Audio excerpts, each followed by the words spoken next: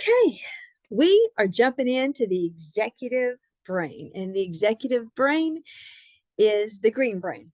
It turns on when a child feels safe and a child feels connected. Then, when a problem arises, it looks for solutions. The executive brain really gets going around the age of 3 or 4. It develops until the age of 26. And these are your higher order thinking skills. This is your working memory, your cognitive flexibility, your emotional regulation. This is the part of your brain that helps you pay attention, helps you focus, helps you shift task. If a child is working on something he really likes, maybe drawing or journaling, and you say, okay, put your journals up, it's time to get out our science, they have to stop what they're doing. That's inhibitory control. They have to shift tasks. That's cognitive flexibility. And they have to be okay with it, even though they were really into what they wanted to do. That's emotional regulation.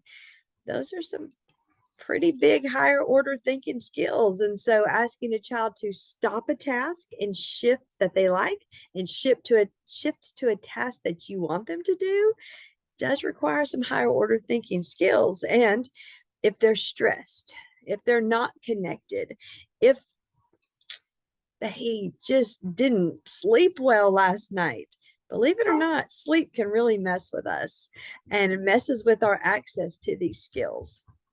They may struggle with a simple transition that you just asked them to do something simple and they're blowing up. It makes no sense.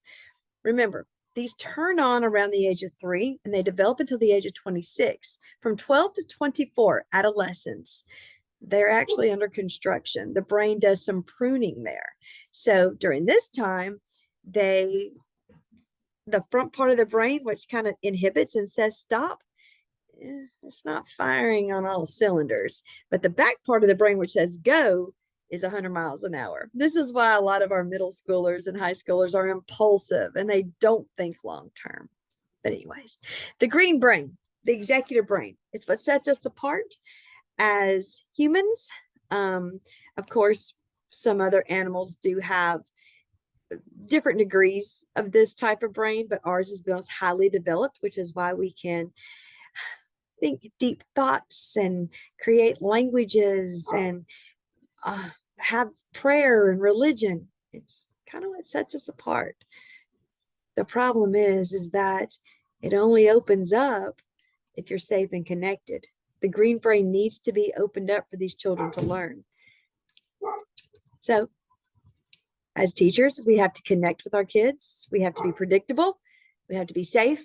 And then hopefully the green brain, the executive brain, opens up. So we will learn more. Again, I hope these are working and I wish you well.